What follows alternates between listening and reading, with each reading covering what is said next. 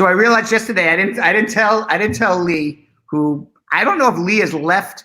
I don't know if Lee has left. He's one of our new members of our crew. He's actually running the control board right now. And I don't know if he's actually left his bed. Every time we start the show, the guy's lying in his bed with his computer. I go, did you even step out of bed during this entire thing? But that's what he's doing. Nevertheless, coronavirus, that's what's on everybody's mind. When the hell is this going to be over? I have no idea. I just wish it's over very, very soon. It's now infected more than 3 million people and killed more than 211,000 confirmed worldwide. It's also confirmed worldwide that 910,600 people have recovered globally.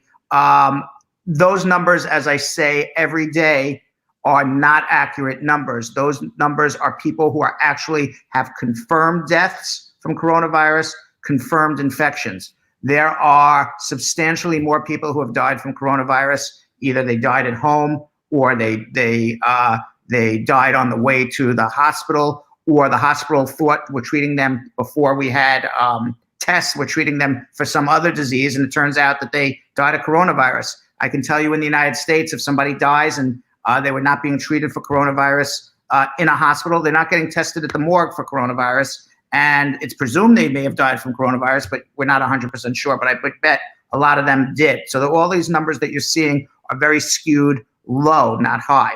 Now, 57,500 people confirmed dead in the United States so far. Worldwide, the number of cases in the United States, 57,500, yes, have died in the U.S. More than a quarter of deaths worldwide. I got to make sure I'm reading these statistics correctly. And now in the United States, more than 1 billion people have been confirmed to have had coronavirus. Now, Dr. Chris Murray, the director of the University of Washington's Institute for Health Metrics and Evaluation, said the Institute's scientific model has increased its predicted U.S. coronavirus death toll from 60,000 people to 74,000 people. Why did all of a sudden it go up for another 15, 17,000 people? Well, I guess the governor of Georgia feels people need to get tattoos and they need to go bowling.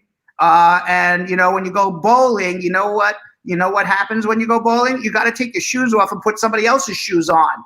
And then you got to go touch some balls. And not your balls, but the balls in the bowling alley. And when you're at a tattoo artist, the tattoo artist is not tattooing you from 6 feet away. He's right on top of you. And when you're going to get a manicure and pedicure, it's the same exact thing.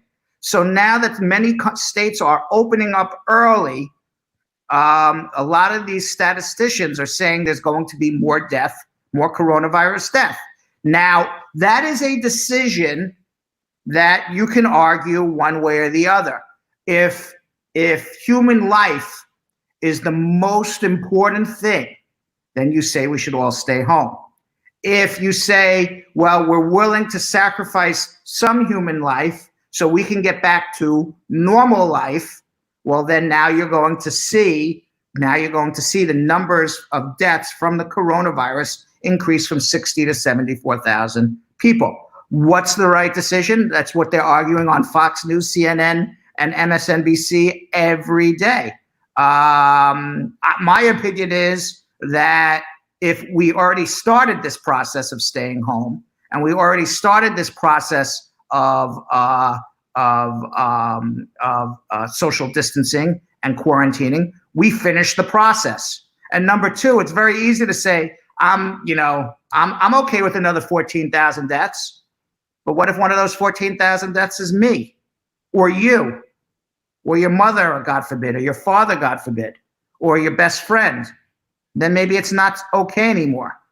It's very nice to say in the abstract, oh yeah, another 14, 15,000 people die in the United States. Who cares? But those are lives, and those are lives that may touch me, or that may be my life.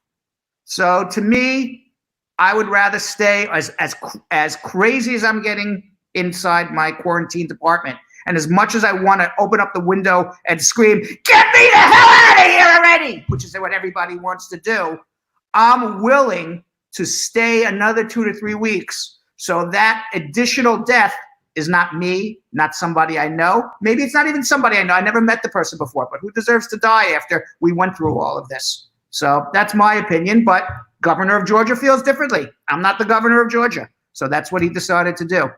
Now, the International Rescue Committee, they estimate that there could be up to 1 billion coronavirus infections and 3.2 million deaths in crisis-affected countries. Now, these are affected countries are countries that already had problems before, coronavirus. Now you add a country that's in that was on fire before coronavirus even started, and now all of a sudden you put coronavirus in a fire. Now you're looking at a major problem.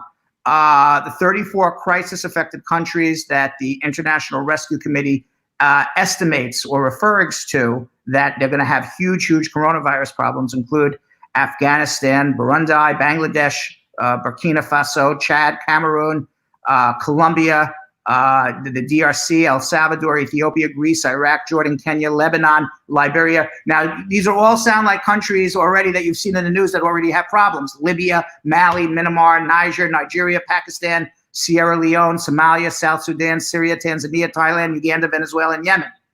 Now, in a statement, the IRC said that it compiled the estimates based on modeling and data produced by the Imperial College of London. That was the Imperial College of London is the group that Trump and all of Western Europe used to model back in March that we're going to have a huge problem in Western Europe and in the United States of America to close it down.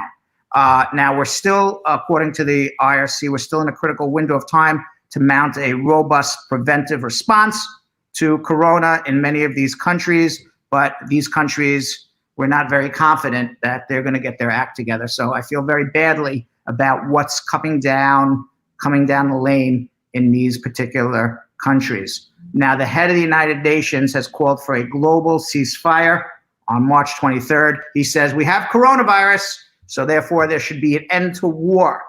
And a lot of people, a lot of places where there are wars, they are having a ceasefire.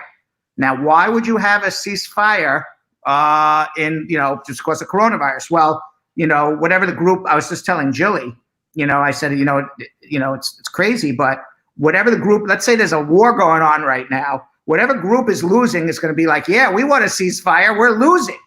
And whatever group is winning in a war is saying, you know what, we're winning this war. We don't want to all get killed by coronavirus. Now that we're winning the war, let's have a ceasefire until this coronavirus is over. It's actually a crazy world, but there's ceasefires going on right now. Fighters from Colombia to Ukraine, they have signaled a willingness. There's a war going on in Colombia. There's a war going on between rebels in Ukraine that are being backed by Russia, and they all want a ceasefire. Now, according to a draft of the measure obtained by USA Today, the 15-member United Nations Security Council is going to vote as early as this week on a resolution that demands immediate cessation of hostilities. The Trump administration, though, is holding everything up because they don't want anything with the World Health Organization in this UN agreement. Why? Because they feel, the United States and the Trump administration feels that the World Health Organization was biased against the United States and in favor of China when they were telling the world that China was doing everything under its power to curtail the coronavirus, when in fact it appears that China was not doing everything under its power to control the coronavirus and allowed the coronavirus to spread outside of its borders and throughout the entire world. And Trump in the United States is very mad at this, especially since the United States funds 25% of the World Health Organization. Now, the World Health Organization does a lot of good. And I'm not even sure that whether what Trump is saying is right or not.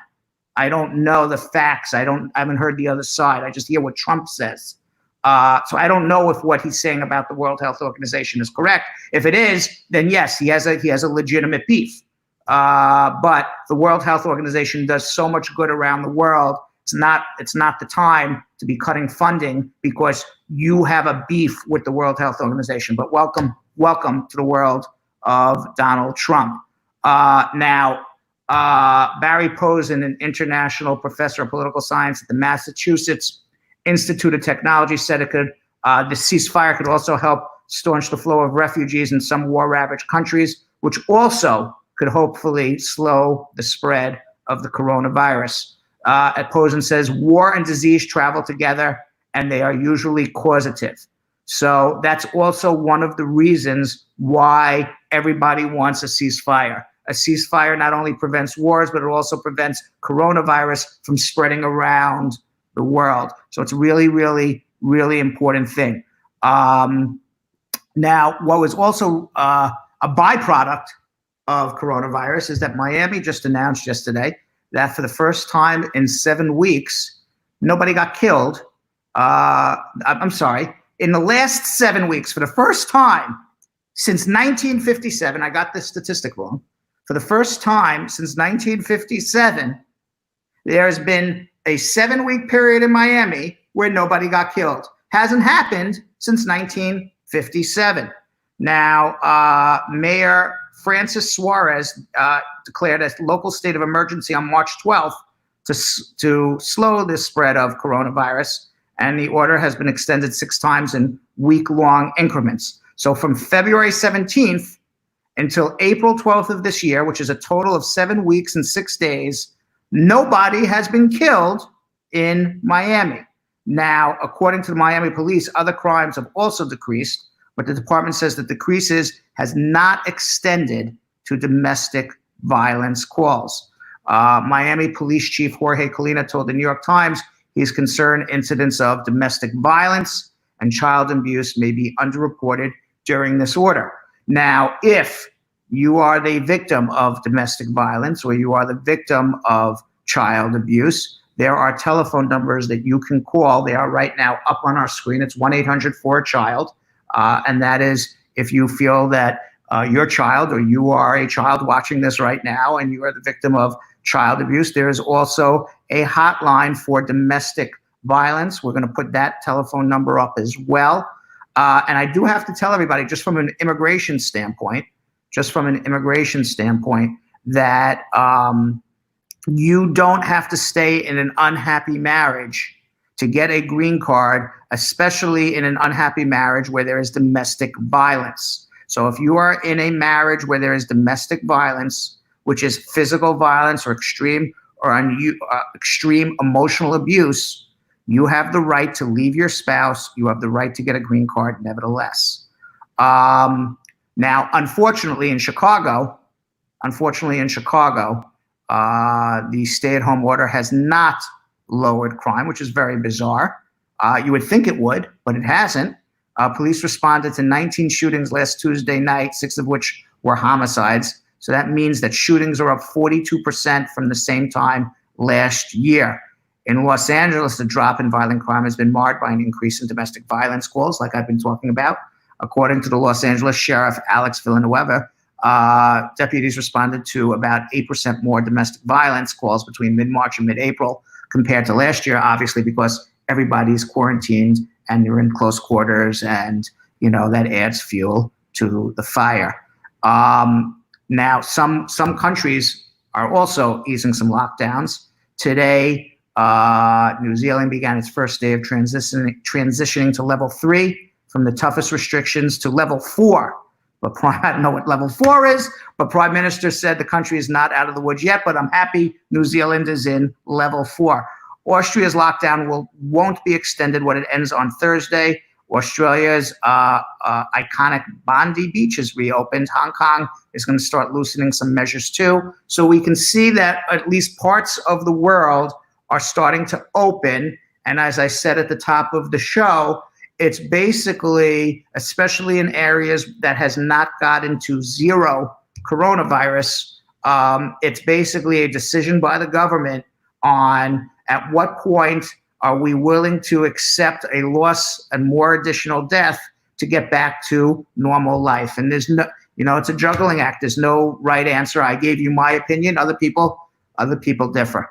Now, as I said to you, when Donald Trump started the 60-day ban on immigration, there will eventually be a lawsuit against it? Well, just like I said, a new legal action has asked a federal judge, it started yesterday, to place a temporary restraining order on the Trump administration's April 22nd presidential proclamation designed to prevent many Americans from sponsoring their family members. The legal action builds on existing lawsuits that has blocked the Trump administration from implementing the presidential proclamation on new immigrants getting health care. If you remember, last fall, President Trump passed an executive order that says you can't enter the United States as a green card holder or as an immigrant unless you have health care.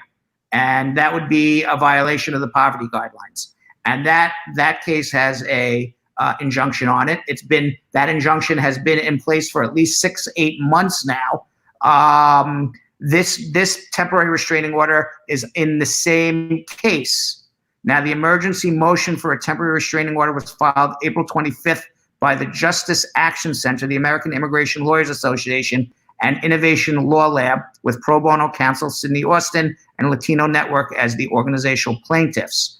Now, on November 26, 2019, as we're going back in time, this is when we had the injunction for the requirement to have health insurance. U.S. District Judge Michael Howard granted the motion that requires immigrants to show that they could buy unsubsidized health insurance, which leads me back to this.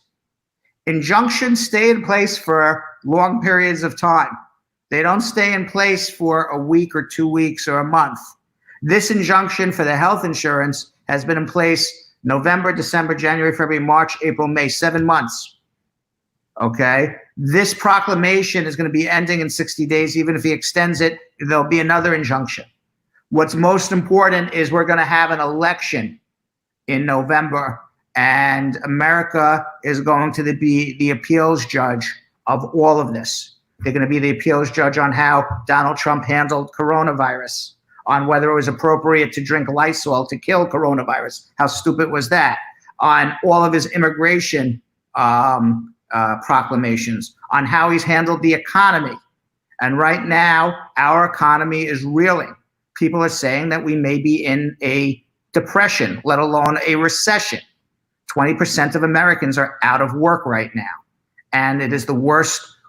More people have applied for unemployment in the last month than ever in the history of the United States of America. And Donald Trump says he's making America great again. This is not making America great again in any stretch of the imagination. So, unless there's a huge turnaround, Donald Trump screwed his whole presidency up by telling everybody this coronavirus is a flu when he knew otherwise. And he could have, if he was really on top of it, back in January, done something to curtail the coronavirus in the United States, which is now the U.S. has more coronavirus than anywhere in the world. He could have done something, but instead he kept rooting on the stock market. Look at the stock market going up. Look at the stock market going up. So this is how he has made America great again. And so the people, Americans, they're going to vote in November. And they will ultimately be the appeals judges of all of this, which is the great thing about democracy. And I believe that whatever proclamations he does, these injunctions will prevent him from implementing most of this, at least through an election. If he gets reelected again, then we'll have to deal with him for 4 more years, and we'll see how that goes. But I'm of the opinion right now that there is no way in hell the man gets elected again with a 35% approval rating right now and 20% unemployment. Because as President Clinton once said when he was running for president, he said, all the other issues don't matter. It's the economy, stupid. And then, when you have to...